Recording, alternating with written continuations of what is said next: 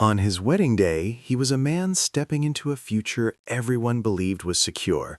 But behind that calm smile, behind the perfectly tailored suit, behind the vows he was about to make, his life was already collapsing. Because while his bride stood just feet away, dreaming of stability, of love, of forever, his bank account told a very different story, one of debt, desperation, and a countdown he could no longer control. To everyone watching, it was a perfect ceremony. The laughter felt real, the joy looked effortless. Friends and family would later say there was nothing unusual, nothing that hinted at what was coming. But perfection is often the most dangerous illusion. Because hidden beneath the surface of that beautiful day was a man calculating something far darker than a future. He was calculating an exit, an escape from a financial nightmare that had been quietly tightening around his neck for months. Calls he ignored, bills he couldn't pay, secrets he buried deeper with every passing day. And as he stood there repeating his vows, promising honesty, promising commitment, he already knew those promises were built on lies.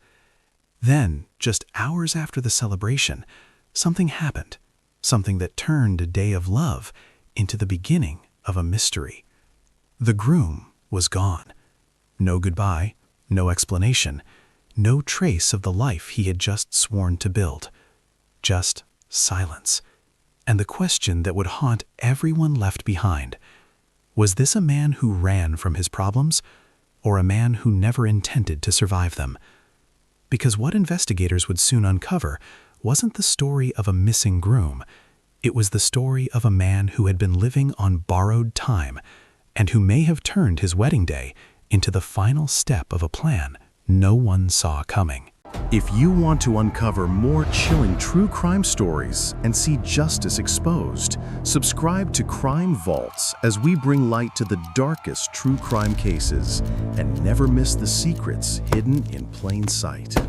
To everyone around them, their story felt effortless, like something out of a dream people hoped to find but rarely did.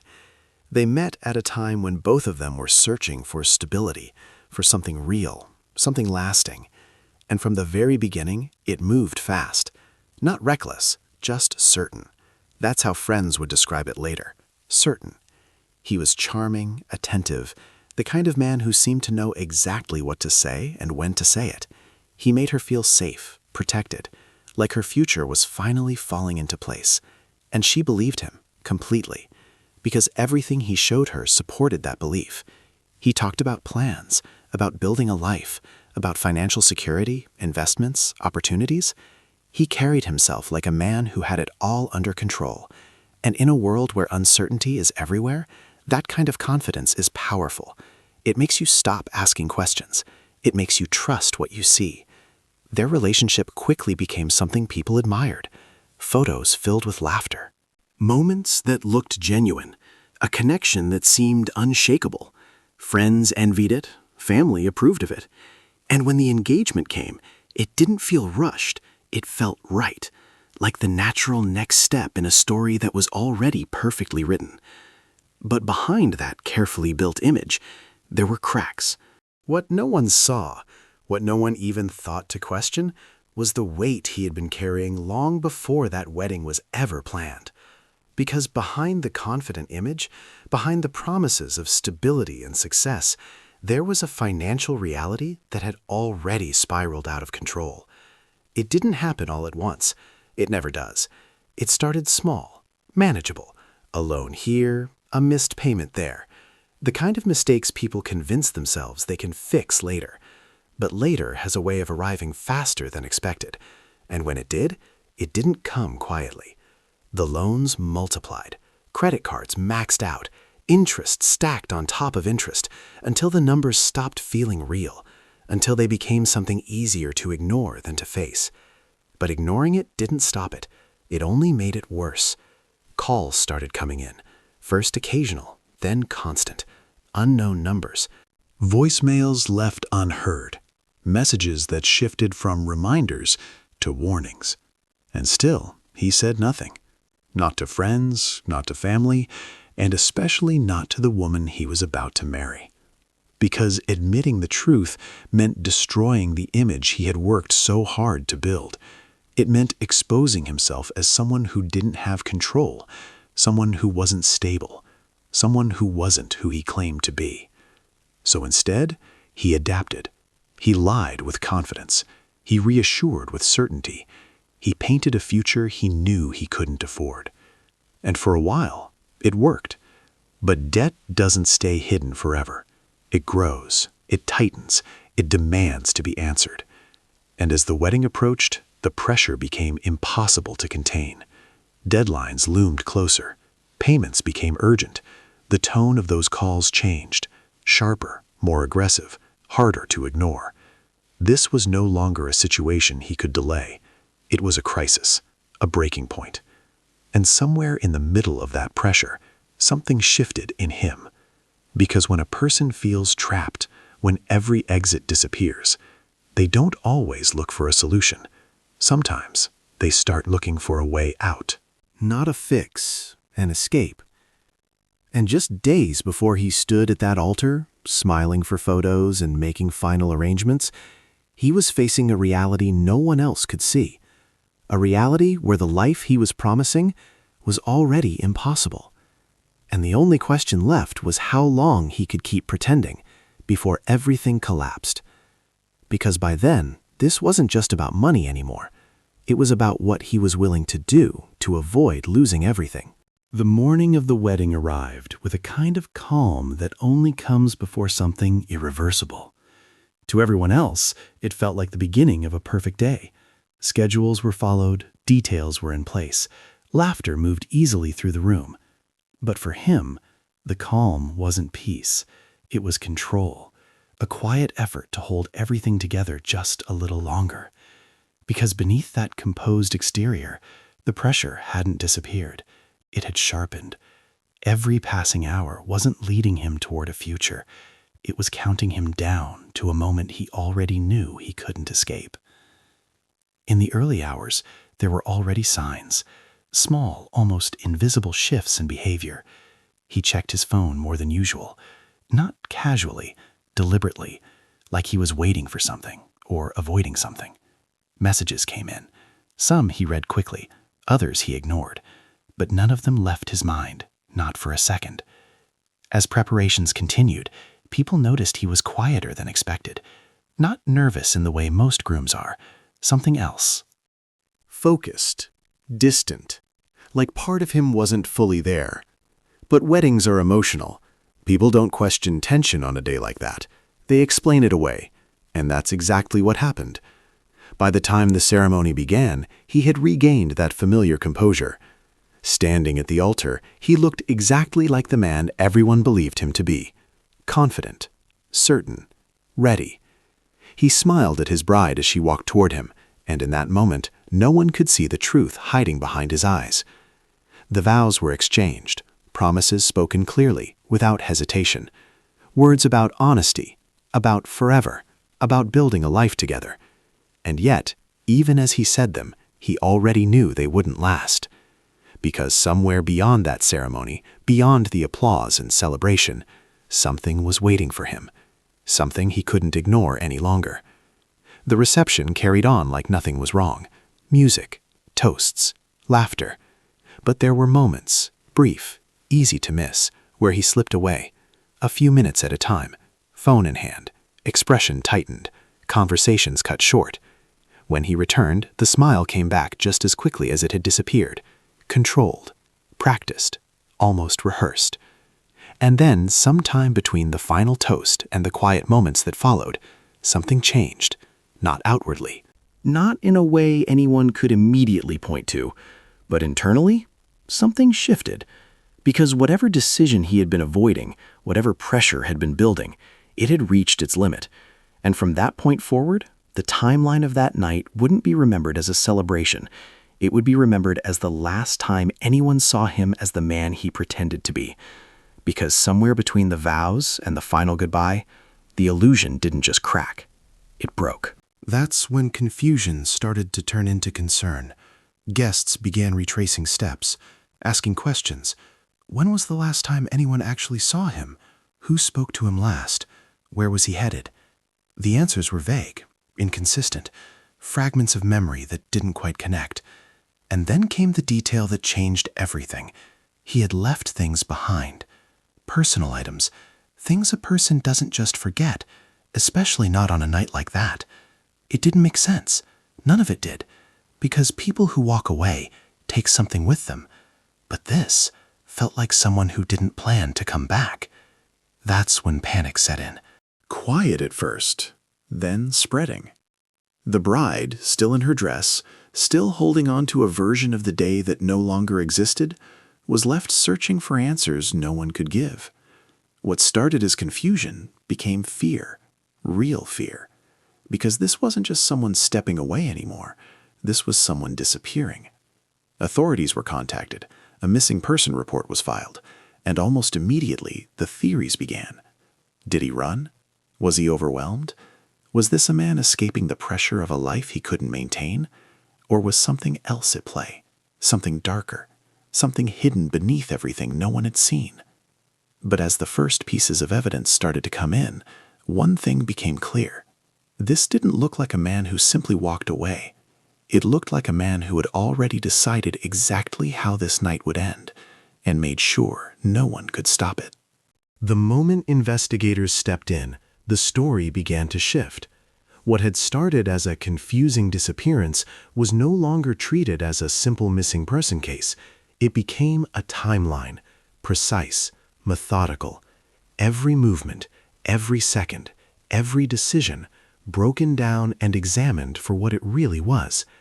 Because in cases like this, the truth doesn't hide forever. It leaves patterns. The first step was his phone, the one object that rarely lies. Call logs, message history, location data, all pulled apart piece by piece, and almost immediately something stood out. His activity didn't just stop, it changed.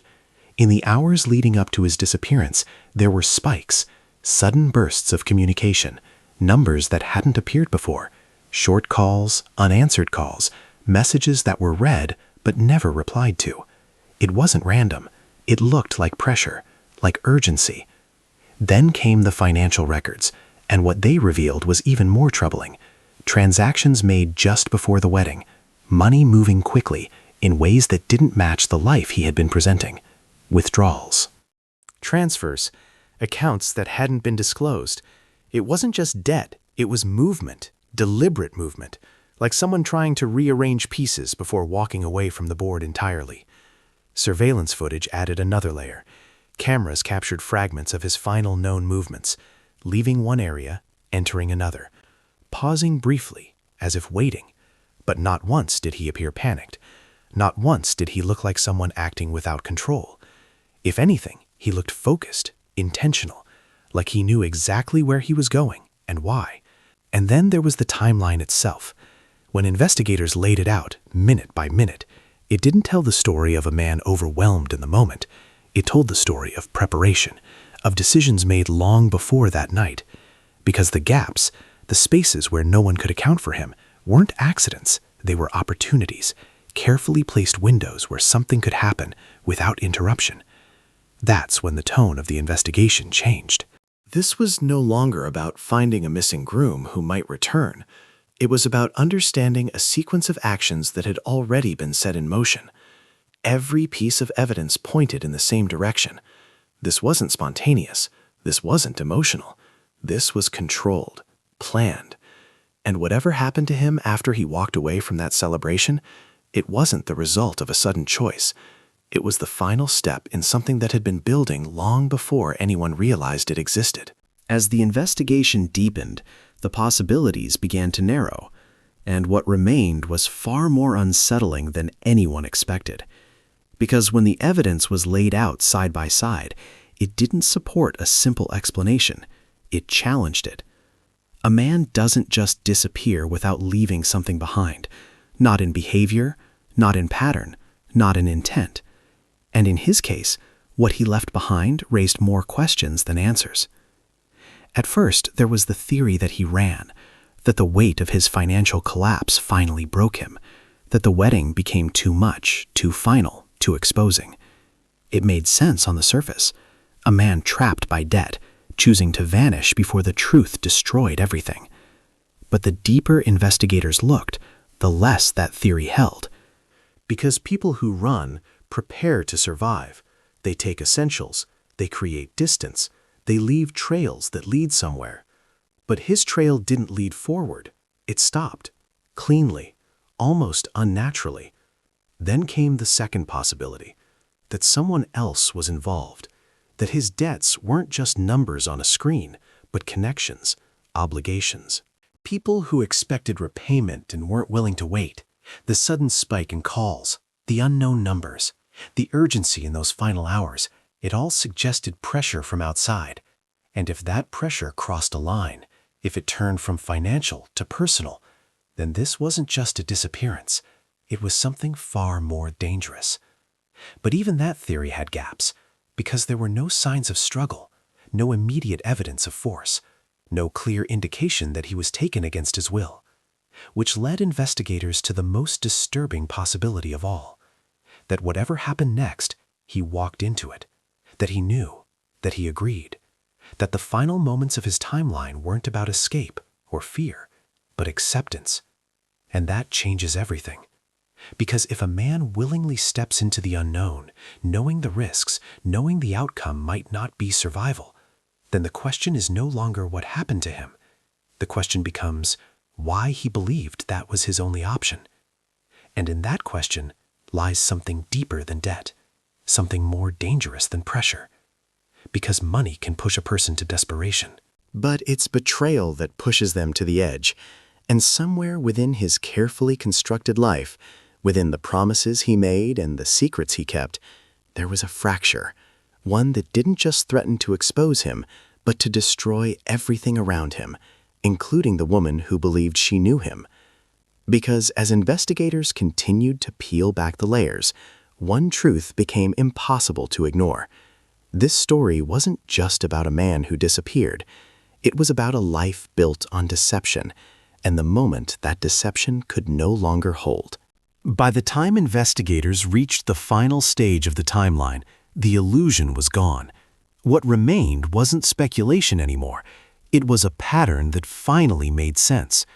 Every call, every movement, every decision in those final hours began to align into something far more deliberate than anyone had first imagined.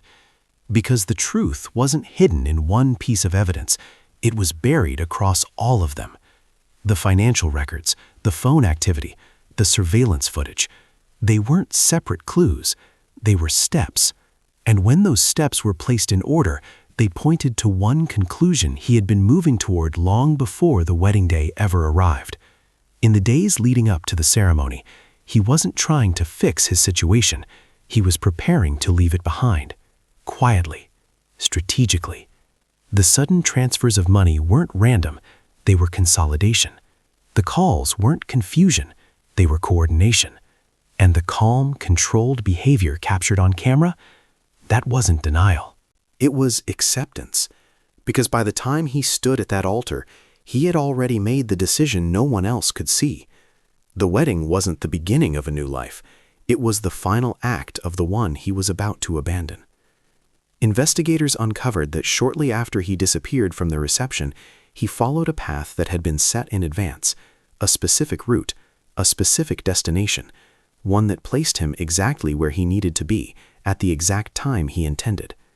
There were no signs of struggle because there was no resistance, no evidence of force because none was required. He walked into that final moment on his own terms. And that is what made it so chilling, because this wasn't a man chased by his problems in the final seconds. This was a man who had already accepted there was no way out. The debts he carried weren't just financial anymore. They were personal, psychological, inescapable.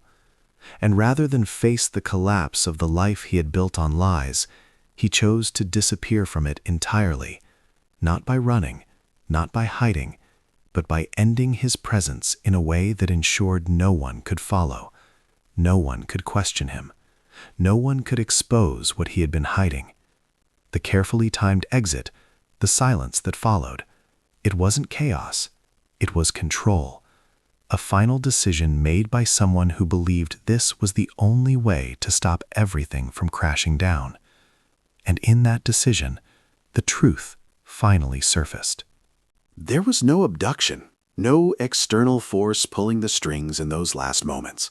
Just a man standing at the edge of everything he had created and choosing not to face what came next. But even with that truth laid bare, one question refused to disappear. Because while his actions explained how the story ended, they didn't explain the damage left behind. The broken promises, the shattered trust, the life he walked away from without a word. And most of all, the woman who stood at that altar, believing she was beginning forever, only to realize she had been standing inside a lie all along. In the end, what remained wasn't just a mystery solved. It was a life unraveled. Not in a single moment, not in one catastrophic decision, but in a series of choices made quietly, consistently, and hidden behind a carefully constructed image. Because the truth is, nothing about this story began on that wedding day. It began long before, in the silence of ignored calls, in the weight of secrets left unspoken, in the slow collapse of a reality he refused to confront. By the time everything came to light, the damage had already been done. The vows that were meant to symbolize trust and permanence became something else entirely, a final performance in a life built on illusion. And for those left behind, especially the woman who believed she was stepping into a future filled with certainty, the truth didn't just break a promise, it rewrote everything she thought she knew. Because betrayal like this doesn't just come from what someone does. It comes from what they hide. The version of him she loved, the stability, the confidence, the vision of a shared life, it was real to her. But for him, it was something he was struggling to maintain, something that was slipping further out of reach with every passing day. And when that illusion could no longer hold, he didn't choose to reveal it, he chose to escape it, leaving behind questions that don't fade with answers. Because even when the facts are clear, the emotional weight remains. Could this have been prevented? Were there signs that should have been seen sooner? Or was the deception simply too well constructed, too deeply buried beneath what looked like love? This case is a reminder that not every perfect story is what it seems, that behind moments of celebration, behind smiles captured in photographs, there can exist realities no one else can see. And sometimes, by the time those realities surface, it's already too late. In the end, the disappearance of a groom wasn't just about where he went. It was about why he believed he had to. A decision shaped by pressure, by fear, by a life he could no longer sustain. And the truth he left behind is as unsettling as it is final, that the most dangerous secrets aren't the ones we share, but the ones we carry alone until they leave us with nowhere left to run. If you want to uncover more chilling true crime stories and see justice exposed, subscribe to Crime Vaults as we bring light to the darkest true crime cases and never miss the secrets hidden in plain sight.